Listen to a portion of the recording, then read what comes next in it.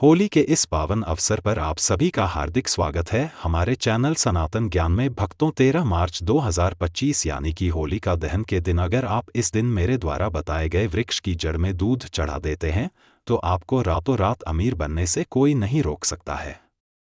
रातों रात आपके पास इतना पैसा आएगा कि कोई यकीन नहीं कर पाएगा। मैं आपको वीडियो में बताऊंगा कि आपको कौन से वृक्ष की जड़ में दूध चढ़ाना है, कितने बजे चढ़ाना है, कौन दूध चढ़ा सकता है, कौन नहीं चढ़ा सकता है।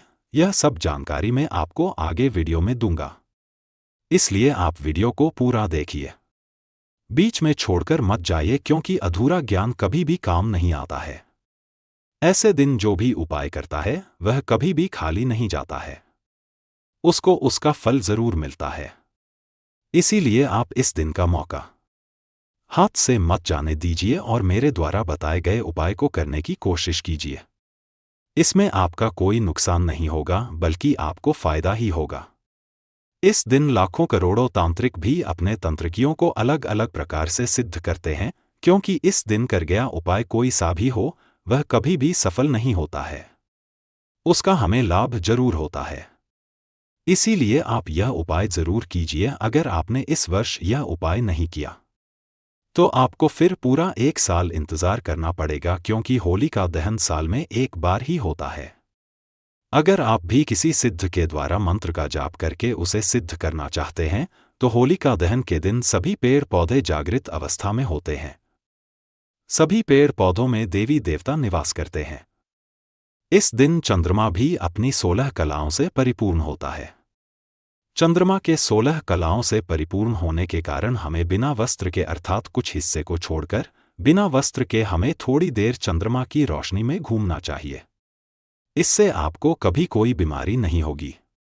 अगर आपके शरीर में कोई बीमारी है तो भी वह चंद्रमा की शीतल रोशनी से दूर हो जाएगी और आप हमेशा स्वस्थ रहेंगे। हर पेड़ पौधे का अपना अलग महत्व होता है, जैसे कि पीपल का वृक्ष भगवान विष्णु और माता लक्ष्मी को समर्पित होता है। मदार का वृक्ष गणेश जी को समर्पित होता है। इस तरह अलग अलग वृक्ष में अलग अलग देवी देवताओं का निवास किया जाता है, लेकिन सभी वर्षों में देवी देवता जरूर रहते हैं। इसीलिए होलिका दहन के दिन किया गया उपाय कभी भी सफल नहीं होता है, हमेशा सफल होता है। अब मैं आगे आपको वह पौधा बताने जा रहा हूं जिसकी जड़ में आपको दूध चढ़ाना है। लेकिन उससे पहले आपसे विनती है कि अगर आप हमारे इस चैनल पर नए हैं तो सबसे पहले चैनल को सब्सक्राइब कर दीजिए, वीडियो को लाइक कर दीजिए, साथ ही पास वाले बेल आइकॉन पर भी क्लिक कर दीजिए, जिससे कि आपको नए नए वीडियो का नोटिफिकेशन मिलता रहे। अब हम बात करते हैं उसे पौधे के जड़ की। आपको उसे पौधे की जड़ में कितने बजे दूध डालना है, इस वीडियो में बताई गई छोटी सी जानकारी आपकी किस्मत को चमक कर रख देगी। इसीलिए आप वीडियो को हो सके तो पूरा देखें, और उपाय अगर आपको एक बार में समझ नहीं आए तो आप वीडियो को दोबारा देख सकते हैं, या फिर कहीं पर नोट कर सकते हैं कि आपको कहाँ क्या कितने बजे करना है, और आपको यह उपाय करते हैं तुरंत उसका परिणाम देखने को मिल जाएगा। मैं आपको 4 पौधों के बारे में बताऊंगा। सबसे पहले हम बात करते हैं नीम के पेड़ की। नीम के पेड़ को देवी दुर्गा के समान माना जाता है। नीम का पेड़ जो होता है वह कई सारे बीमारियों में औषधि के रूप में काम में आता है। अगर हमारे शरीर में कहीं चोट लग गई है या बहुत पुराना घाव है तो इसका पेस्ट लगाने से वह घाव धीरे धीरे भरने लग जाता है, वह थोड़े समय में पूरा ही गायब हो जाता है। इसमें बहुत सारी देवी शक्ति पाई जाती है। जितनी भी देवी शक्तियां होती है वह सब नाम के पेड़ में पाई जाती है।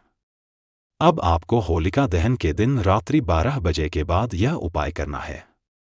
लेकिन ध्यान रखिए ऐसा नहीं हो कि आप रात को 12 बजे जाने से डरे। आपको डरना बिल्कुल नहीं है। अगर आपको अकेले डर लगता है तो आप किसी को साथ में लेकर जा सकते हैं।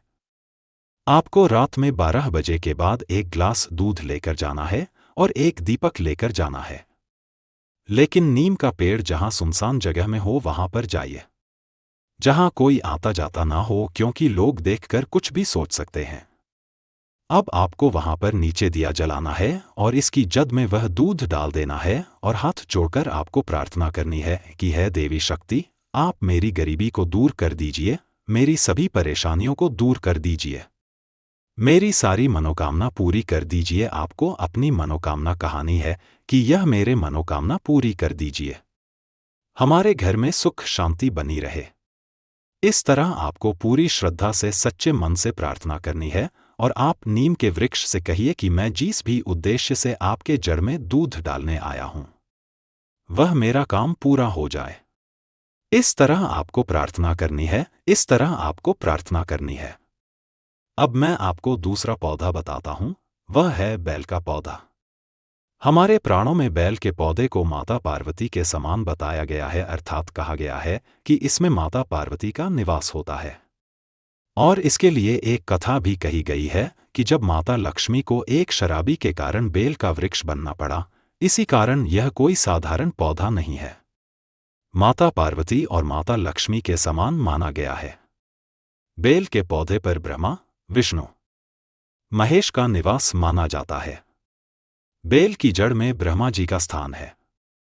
संसार में जितने भी तीर्थ स्थान है वह सब बेल के पौधे की जड़ में माने जाते हैं। इसके बीच वाले हिस्से में भगवान विष्णु और जो सबसे ऊपर का हिस्सा है उसमें भगवान शंकर का निवास माना जाता है और इसके पत्तों में माता लक्ष्मी माता पार्वती का निवास माना जाता है। अब मैं आपको एक बहुत ही खास जानकारी बता देता हूं कि जब भगवान शंकर ने समुद्र मंथन के दौरान विष पिया था तब बेल के पत्ते भगवान शंकर को खिलाएंगे, क्योंकि भगवान शंकर विष पीने के कारण बहुत ज्यादा परेशानी का अनुभव कर रहे थे। तब सबने सोचा कि इन्हें कौन सही कर सकता है। तब माता पार्वती ने बेल के पत्ते भगवान शंकर को खिलाए, जिससे उन्हें राहत मिली। इस कारण यह बहुत ही खास पौधा माना जाता है। अगर आप भी होली के दिन अपने परेशानियों से छुटकारा पाना चाहते हैं, अपनी बीमारी से छुटकारा ना पाना चाहते हैं, तो शाम को 7 बजे ध्यान रखिए। शाम 7 बजे आपको बेल वृक्ष के पास जाना है और वहां पर एक घी का दिया जलाना है और आपको 1 गिलास कच्चा दूध लेकर जाना है और उसकी जड़ में कच्चा दूध डाल देना है। आपको गाय का दूध ही लेकर जाना है। ऐसा नहीं कि आप भैंस का या फिर जो भी दोस्त मिलेगा लेकर चले गए। एकदम ताजा गाय का दूध ही लेकर जाना है। पैकेट का दूध बिल्कुल भी मत लेकर जाइए।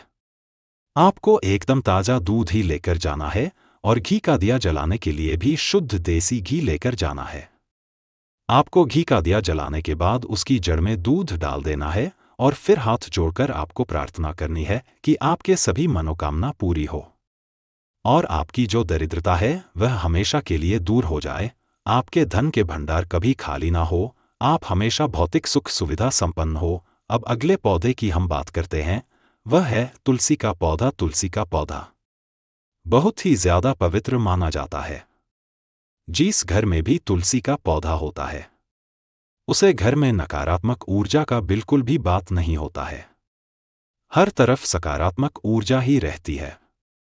जैसे जैसे तुलसी का पौधा बढ़ता है वैसे वैसे उसे घर का है सदस्य तरक्की करता चला जाता है। इसीलिए इस खास दिन होली के दिन अगर आप तुलसी के पौधे में कच्चा दूध चढ़ा देते हैं तो फिर आपको सभी तीर्थ करने के बराबर पुण्य प्राप्त होगा। आपको सबसे पहले एक नारियल लेना है और तुलसी माता के साथ परिक्रमा करनी है। फिर वह नारियल तुलसी माता को अर्पित कर दीजिए। फिर एक घी का दिया जलाइए और उसके बाद आपको 1 गिलास कच्चा दूध उसके जड़ में अर्पित करना है। अगर आपने इस दिन तुलसी माता की जड़ में दूध को अर्पित कर दिया, दूध को डाल दिया, तो फिर आपको बहुत ही ज्यादा पुण्य की प्राप्ति होगी। आपके सारे पाप दूर हो जाएंगे, आपके सभी मनोकामना पूरी हो जाएगी।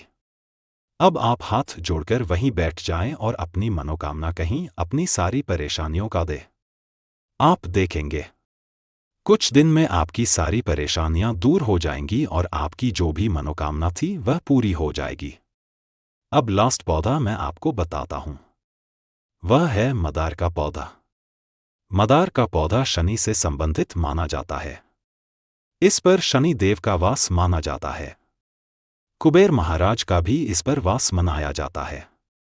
इसीलिए अगर आप इस दिन इसकी जड़ में दूध चढ़ा देते हैं तो फिर कुबेर यानी कि आपका धन के भंडार कभी खाली नहीं होंगे और संसार में जितनी भी देवी शक्तियां होती है वह सभी इसमें निवास करती है। खासकर जो सफेद रंग के मदार का वृक्ष होता है उसे पर सभी देवी देवताओं का निवास माना जाता है। साक्षात गणेश जी वहां पर होली के दिन निवास करते हैं। इसीलिए आपको होली के दिन रात को 8 बजे से पूर्व यानी कि सूर्यास्त होते ही आपको सफेद मदार के पौधे में कच्चा दूध डालना है और अपने मनोकामना को बोलते हुए प्रार्थना करनी है कि जल्दी से आपकी मनोकामना पूरी हो जाए और अपनी मनोकामना बोलते हुए ही आपको वहां पर कच्चा दूध डालना है। आप देखेंगे कि आपकी सारी परेशानियां दूर हो गई और जो भी आपकी मनोकामना थी वह पूरी हो गई। जो आपका गुप्त धन है आपको उसका पता भी नहीं है, वह भी आपको कहीं ना कहीं से प्राप्त हो जाएगा। इसीलिए आप ऐसा मौका हाथ से मत जाने दीजिए क्योंकि यह मौका बार बार नहीं मिलता है, साल में एक बार आता है। फिर आपके पूरे 1 साल इसका इंतजार करना पड़ेगा। लेकिन आपको यह सब उपाय करने में कुछ सावधानियां रखनी होगी, कुछ बातों का खास ध्यान रखना होगा। यह सब उपाय सिर्फ पुरुष ही कर सकते हैं, महिलाओं को यह उपाय नहीं करने हैं। और आप जो भी उपाय करें पूरी श्रद्धा से वह सच्चे मन से कीजिए, वह उपाय जरूर सफल होगा, आपको उसमें कामयाबी मिलेंगे, आपकी हर मनोकामना पूरी होगी, सारी समस्या दुष्कष्ट पाप सब दूर हो जाएंगे। इस तरह मैंने आपको इस वीडियो में जो भी 4 पेड़ पौधे बताए हैं, हम में से आप किसी भी एक पेड़ का उपाय जरूर कीजिए और फिर भी कुछ समझ नहीं आया हो तो आप मुझे कमेंट बॉक्स में कमेंट करके पूछ सकते हैं, या फिर वीडियो को एक बार फिर से देखकर अच्छे से समझकर ही आपको उपाय करना है। कौन से पेड़ का उपाय कितने बजे करना है, यह सब बातें आपको ध्यान में रखनी है। आप वीडियो देखते समय ये सब कहीं नोट भी कर सकते हैं। इसीलिए यह 13 मार्च 2025 को जो होलिका दहन होने जा रहा है, इतने खास मौके को आप अपने हाथ से मत जाने दीजिए। आशा करता हूं आपको मेरी वीडियो पसंद आई होगी।